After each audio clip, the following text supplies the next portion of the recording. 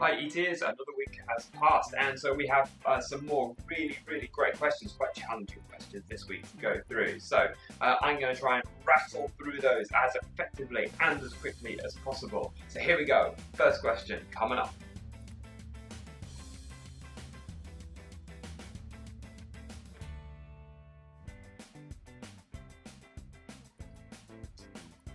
Great question, Chris. Thank you very much for that. Now, if you happen to own this copy of 220 from a couple of months ago, I answered this question in the Q&A section, so you can grab that copy and have a little look at it. But if you don't own a copy, or you just want to sit and listen to this, then here's the answer. First thing that we need to understand, if we look at the board, is that studies have shown that elite athletes from 1500 meters up tend to run with a stride count of 180 steps a minute or more. So 180 steps a minute is kind of the baseline there. So when we go out and we run, we want to understand what our cadence is like, and if it's not there, we want to try and get it up to that minimum. Now the other thing to notice is that when those athletes want to accelerate towards the end of a race, or maybe to bridge across if they wanted to put in an effort in the middle of a run for some reason, they use the thing they don't normally use. Let me explain. If they have a lower cadence, so 180 steps a minute with a longer stride length, to accelerate they tend to speed up their cadence. If they have a higher cadence, say 190, 195 steps a minute, when they want to speed up, they lengthen their stride. The crucial point about that is that we all need to have both in our toolbox. So how do we get that? Well, there are a couple of things that you can do. Next time you go out for a run, just a normal endurance run, note your pace, try and keep your pace consistent, but vary the cadence that you run at. So for 1 minute, increase your cadence without increasing your pace, then drop it back down for another minute. The next minute, increase a little bit more, then drop it back down to your normal. And keep doing that so you do cadence fartlek efforts during a run that's one consistent pace. And you can be going right up to what feels like almost jogging on the spot. It's something that the Brownleys do, so if it's good enough for them, it's good enough for you. Another thing you can do is on track, you can run 200 meters, 400 meters, some set distance at any intensity, but I suggest an intensity that you can manage for multiple reps.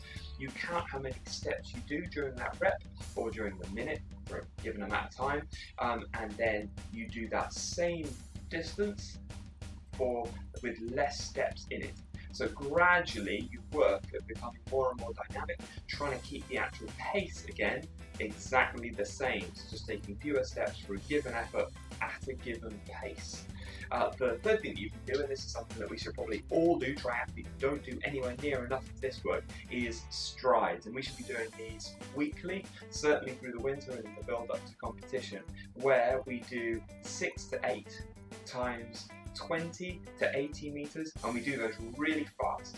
If you've not done them before, or you're a slightly older athlete, or you're at a higher injury risk for some reason, ease into these over a number of weeks. But once you get there, running fast, those shuttles with full recovery, every so often, but certainly regularly through your training cycle, will mean that you have that ability to kick and change pace at the end of a race if you need to.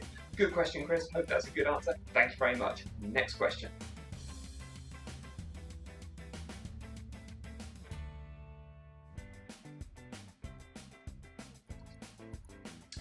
Okay, so the next question was posted to a different stream on the Facebook page, but it was an interesting one, so I thought I would give answering it a little go. It's from Niall McCluskey, and it's about when to position your long run in relation to your long ride in your training cycle each week.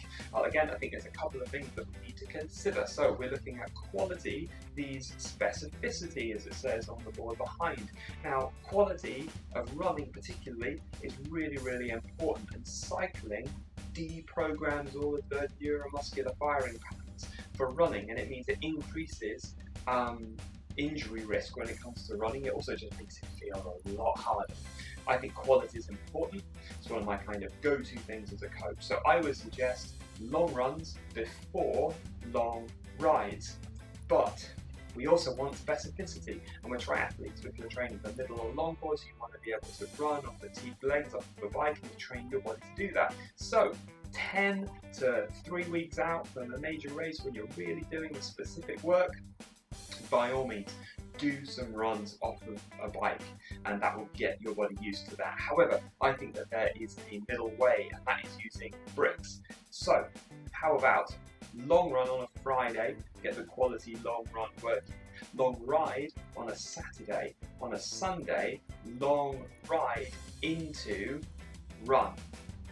Doesn't have to be full length ride, doesn't have to be full length run, just to the point where your legs start to switch on in the run. You're just trying to get through that dip where your running legs aren't quite there, and as soon as they get there and you start to feel comfortable, that's you having run long enough.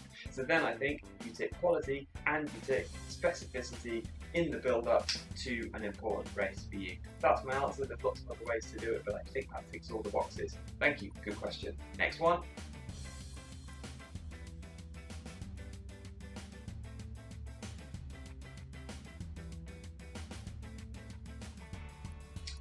Thanks JP, great question. I'm not going to focus straight in on the foods. I think we need to understand a little bit more of the background first. So we need to think, what do we lose or use during the training session? So we burnt carbohydrates for energy. We kicked off protein synthesis, so we're going to need to pack some more protein in to help with recovery, and we sweated out fluid and sodium, especially if the session was inside or outside in warm temperatures.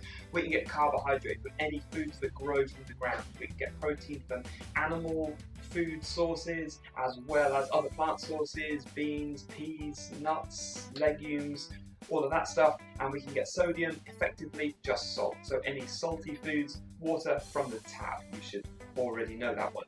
Technical answer is we want 1 gram of carbohydrate per kilogram of our body weight as soon as possible after a session that's burnt and exhausted some of those carbohydrate stores. So anything an hour to an hour and a half or longer at fairly high intensity. We want 15 to 20 grams of protein because that's going to increase protein synthesis and aid with recovery in terms of fluid intake.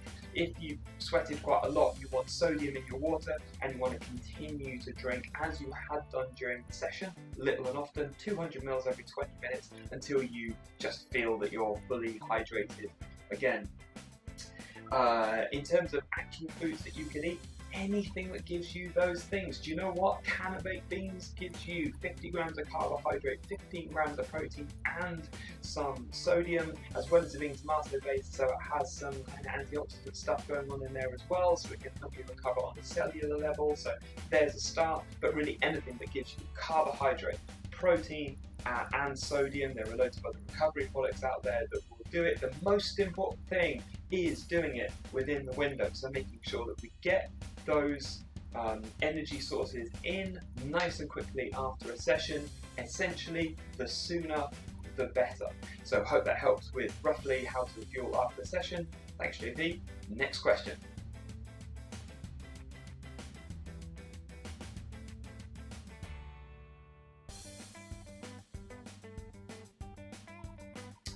Thanks Adam for the question. It's a massive topic. I'm going to try and cover it as succinctly as I possibly can. The first thing we need to do is to consider what carbohydrates and fats do in the body. So carbohydrate predominantly is an energy source for higher intensity exercise. Secondly, it's a protein sparer. So in the absence of carbohydrate, the body breaks down protein, which from an athletic point of view, we might not want to happen.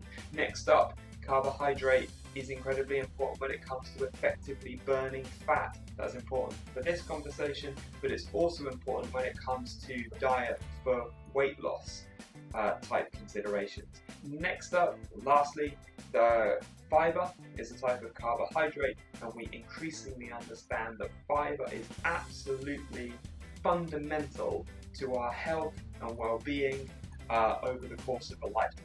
So certainly something that we don't want to disregard when it comes to our diet. In terms of fat, it's mainly an energy source. We can store a vast amount of energy as fat in our body. We're designed to do that, and it's the type of energy that we use at just a lower level day to day before we start exercising hard. Fat also carries vitamins and minerals around the body to help keep us healthy. The second thing that we need to consider is What are we talking about when we talk about a low carb diet? This is really important because in all of the scientific studies, they're often defining what a low carbohydrate does differently. So we're not comparing like for like. Do we mean no carbohydrate ever in our diet?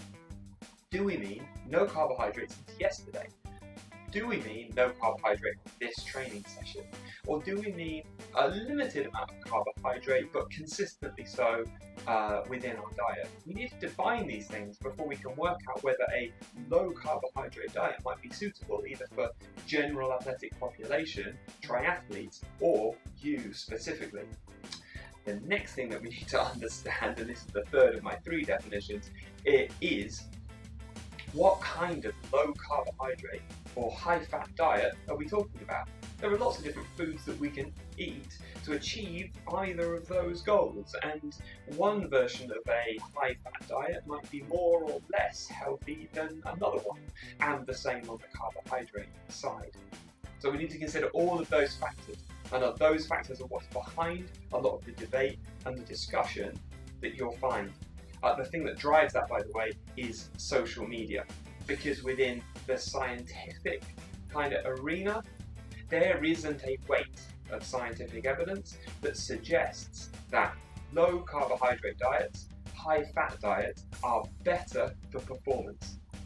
Everything suggests that higher carbohydrate diets improve performance. There is, however, evidence that a high fat diet and a low carbohydrate diet increases effort during exercise, increases fatigue, increases mood disturbance, decreases muscle size and strength, not ideal, increases bone loss, which can increase injury risk and fracture risk, also decreases in high intensity performance, and whilst a high fat low carbohydrate diet might equal body weight loss, that's not necessarily healthy body weight loss, and you might have someone who gets thinner but has greater risk of cardiovascular disease, so that's not ideal. My recommendation would be that you have a healthy, whole food, plant-based diet with an amount of carbohydrates in it